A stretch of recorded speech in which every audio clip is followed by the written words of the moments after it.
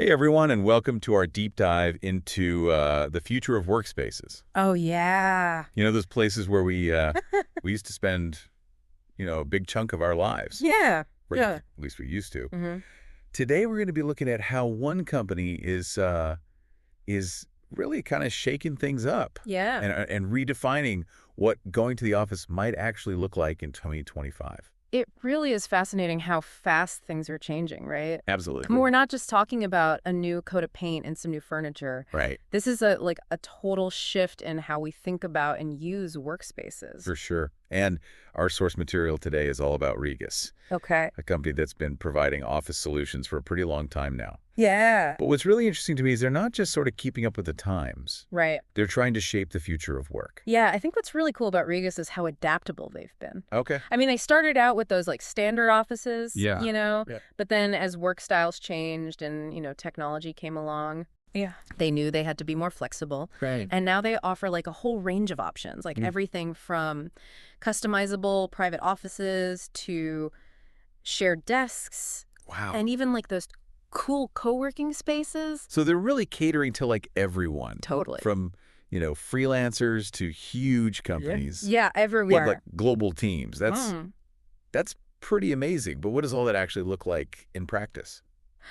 Well, imagine, you're a startup founder. Okay. You've got this growing team, and you need a space that can, change with your company as it gets bigger. Right. Regus lets you scale up or down without being stuck in, one of those long-term leases. Yeah. So if you need more space, they've got you covered. Oh. And if you know a project wraps up, they can adjust too. Yeah, that's got to take a lot of stress out of the equation. Oh, for sure. Especially for businesses in those early stages when things are so unpredictable. Absolutely. It's like having a workspace that grows right along with you, Yeah, which exactly. is pretty cool. Mm-hmm. But what about the spaces themselves? Are we talking boring beige cubicles God, no. or something a bit more exciting? Definitely not cubicles. Okay. They're all about those modern workspace trends we keep hearing about. Yeah. Creating spaces that encourage collaboration and, boost creativity, Yeah. picture open layouts with inviting common areas where Right. people can connect and brainstorm and just bounce ideas off each other. That sounds way more energizing than being stuck in a tiny cubicle all day. Oh, yeah, for sure. But what about those times when you really need to focus and get stuff done? Right. Do they have options for that too? Totally. I mean, work isn't always about collaborating all the time. Yeah. Sometimes you need peace and quiet to concentrate. Right. So they offer different types of work settings within their spaces, Okay. like quiet zones and soundproof booths, and even private offices for people who need to, really hunker down. It's like they thought of everything. Well, they try. They're catering to, different personalities and work styles Mm-hmm. and even just the natural flow of a workday. So we've got the flexibility and we've got this inspiring design. Right. What else makes Regus stand out? Well, let's talk tech. Ooh. They're not just providing a place to work. They're building a tech-enabled environment. I like where this is going. Yeah. I'm all about the tech. That helps people work smarter and more efficiently. Okay. For example, they have meeting rooms that are fully tech-ready. Nice. With all the latest equipment for seamless presentations and video conferencing. You had me at tech enabled. Right. But I'm always curious about how technology can actually improve our work experience, Sure. especially when it comes to collaborating. Mm-hmm. So can you give me an example of how these tech features might actually play out in a typical day? So let's say you're running a hybrid meeting Okay. with some people in the office and some joining remotely. With Regus's tech setup, everyone feels like they're really in the room. Right. You can share presentations easily, the video calls are crystal clear, and everyone can participate no matter where they are. That solves a huge problem for a lot of companies these days. Yeah. No more fuzzy audio or dropped calls. Right. It's all about creating a smooth experience for everyone. Exactly. And it's not just about fancy gadgets, Yeah. They're also using those smart office solutions to streamline all those little everyday tasks. Oh, I love streamlining. Right. What kind of solutions are we talking about? Oh, okay. Please tell me they have a robot that makes coffee. Maybe not a coffee robot just yet, Oh. but they're definitely using tech to make things easier. Okay. So think about booking a meeting room. Okay. Instead of all those emails back and forth or Right. trying to track down someone, you just use their platform. Okay. You check availability, you book the room, you can even customize the setup, Right. all in just a few clicks. That's so much better than the old way of doing things. Oh, yeah, it's way more efficient. Speaking of efficiency, I've heard Regus is also big on sustainability. Oh, yeah, for sure. Is that true? Absolutely. Sustainability is like a core value for them. Huh? They're using energy efficient lighting, they have recycling programs, Mm-hmm. they're trying to minimize single-use plastics, the whole 9 yards. So they're not just creating you know, a cool and functional workspace. Well, They're doing it in a way that's good for the planet. you're trying to be They're responsible. Yeah. And they're not stopping there, right? No. They're even using AI-powered features to make things even more efficient and sustainable. Right. Now, this is getting interesting. I'm always fascinated by how AI is changing the world around us. Yeah, me too. How are they actually using it in these workspaces? So for one thing, their climate control systems are pretty cool. Okay. They can adjust the temperature and lighting based on who's in the room. Oh, wow. So if a room's empty, the system automatically adjusts to save energy. Smart. Yeah, it's smart, it's sustainable, Yeah. and it just makes the whole environment more comfortable. So they're using AI to be smarter and greener. Exactly. That's really impressive. But what about those of us who, dream of working from a beach in Bali or a mountaintop in Nepal? Right. Can Regus help with that? Well, this is where things get really interesting. Okay. Regus has a global footprint. Yeah. They're in over 120 countries. Wow. They get that for a lot of businesses, especially these days, work isn't tied to one location. So they're not just thinking about the future of work, they're thinking about the future of work anywhere. Yeah, that's it. That's a total game changer for companies with global teams Mm-hmm. or those looking to, expand internationally. Right. And they go beyond just providing a space. Yeah. They'd actually adapt to local market needs and those little differences, Yeah. to make sure businesses feel at home wherever they are. That's a lot to take in, from flexible layouts and cutting-edge tech to global reach and a commitment to sustainability. Yeah, it's a lot. It sounds like Regus is really at the forefront of transforming workspaces. I think so. But what does all of this actually mean for the individual worker? Oh, that's a great question. That's what I'm curious about. And one that I think deserves its own deep dive. Okay. We've talked about what Regus is doing, but now we need to look at how these innovations might actually impact your work life Right. and the future of work as a whole. I'm ready for that deep dive. But maybe let's switch gears in a second Sure, and okay. explore that when we come back. Okay, So stay tuned. sounds good. So we were talking about how Regus is really shaking things up in the workspace world with their focus on flexibility and technology and sustainability. It's so cool to see them creating these really cool and functional spaces. Mm-hmm. But I really want to dig into what it all means for us, Yeah. Yeah. people who actually work in these spaces. Right. That's the big question, isn't it? Totally. I mean, we can talk all day about cool tech and fancy chairs, but the real impact is how these changes affect the way we work and the skills we need. Exactly. Yeah. So if someone's listening to this, maybe they're used to the traditional office setup. Right. What are the key takeaways? Okay. What should we be thinking about as we navigate this, this changing world of work? Well, the first thing is adaptability is going to be more important than ever. Okay. That traditional 9-to-5 office job, it's not going away overnight, Right. but it's definitely changing. Yeah. We're seeing more remote work, more freelancing. The gig economy is huge, and it's all driven by technology. So being open to new ways of working new tech, Totally. maybe even new job roles altogether is going to be crucial. You got to be able to pivot and embrace change. Got it. What else? Tech literacy is going to be huge, Right. even if you're not a programmer or a tech expert. Right. You've got to be comfortable with all these digital tools and platforms just to communicate, collaborate, and get stuff done. Yeah. Think about video conferencing, project management software, cloud-based storage. The list goes on and on. That makes sense. I mean, I'm already seeing how important it is to be comfortable with those tools. Oh, yeah, And it's only going to get more important as tech keeps advancing. absolutely. But that can feel a little intimidating if you're not naturally tech savvy. I get that. But the good news is a lot of these tools are becoming more user-friendly. Okay. It's all about making tech work for us, not the other way around. Right. You don't need to be a coding whiz to figure them out. Okay, that's good to hear. Yeah, I don't want to have to get a computer science degree just to send an email. right, exactly. So we've got adaptability and tech skills. Mm-hmm. What else should we be thinking about as we prepare for this future of work? Well, something that's maybe a little less obvious, but just as important is being able to work independently And and manage your own time. right. This is really important with all this remote work Yeah. because you don't always have a manager right there watching over you. That's a really good point. When you're working remotely, it's so easy to get distracted Oh, yeah, or lose track of time. totally. You really need self-discipline to stay focused. You need that focus. Yeah. Companies are going to be looking for people who can take ownership of their work, Mm-hmm. set their own goals, and stay motivated even when they're not in an office.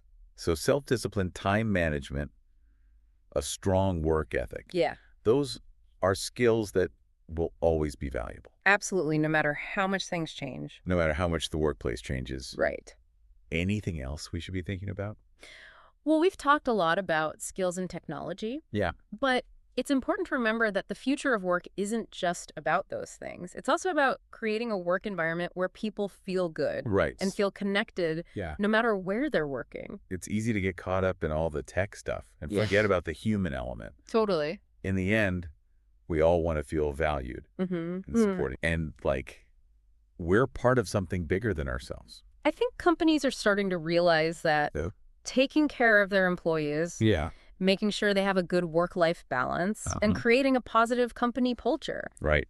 It's not just the right thing to do. It's good for business. It makes perfect sense. It- Happy employees are more productive employees. Oh, exactly. So it's not just about where we work, it's how we work. Right. It's about creating a work experience that's sustainable and fulfilling Yeah. and benefits both the individual and the organization. You got it. I think companies like Regus, with their focus on flexibility and technology and well-being, Yeah. they're leading the way in creating those kinds of workspaces. It's definitely inspiring to see companies embracing those trends. Yeah. But I think we also need to acknowledge that this shift to new ways of working isn't always easy. Right.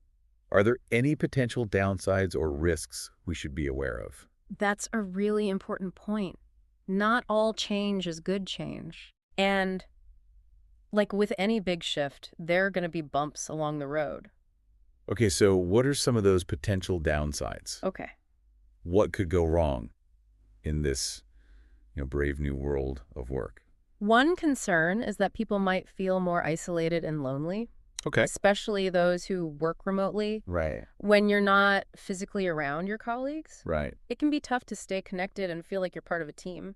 That's a valid concern. Yeah. I've definitely felt isolated when working from home. Yeah. It's easy to get caught up in your own little bubble. Yeah, and lose that sense of camaraderie. Exactly.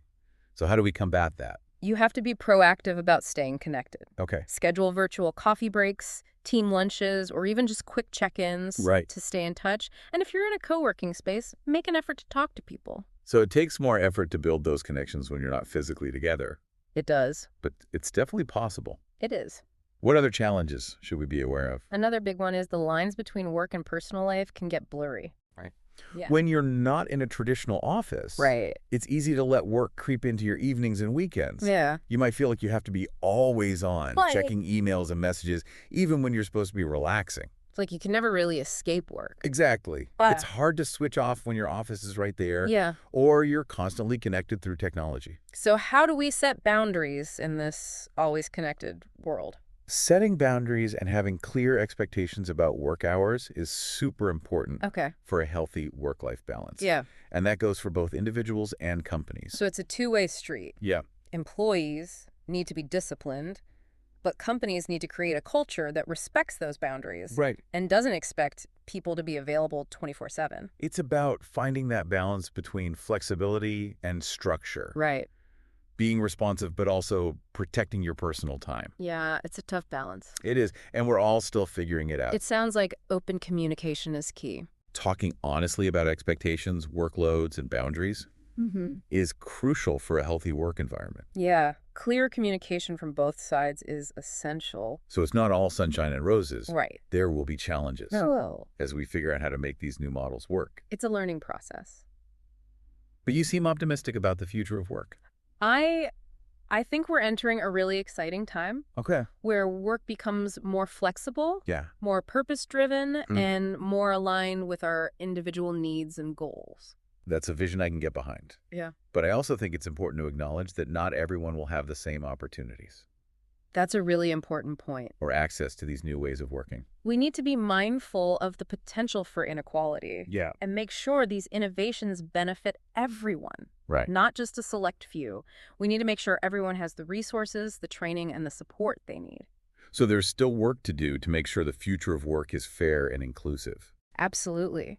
But I think by talking about it, raising awareness, Yeah. and advocating for policies that support workers, Right. we can create a future of work that's both innovative and just.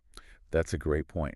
It's a lot to think about, It is. but it's also really exciting. Mm-hmm. We're on the edge of a huge transformation in how we work, Yeah. and it's up to all of us to shape that future in a way that works for everyone. I couldn't agree more. It's a collective effort. And to everyone listening, remember, the future of work isn't something that's happening to us. We're creating it. We have the power to shape our own work experiences, advocate for change, Yeah. and build a future that's both fulfilling and sustainable. It's a great call to action. Thanks.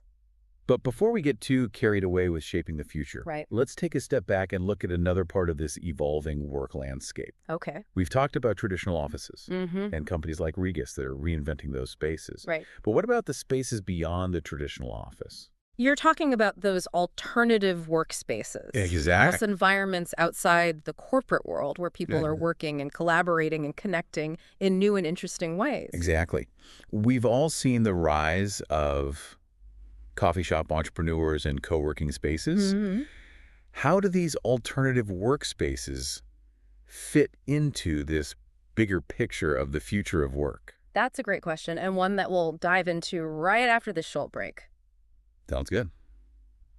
So we're back, and we've been talking about the future of workspaces, focusing on how companies like Regus are really changing the traditional office.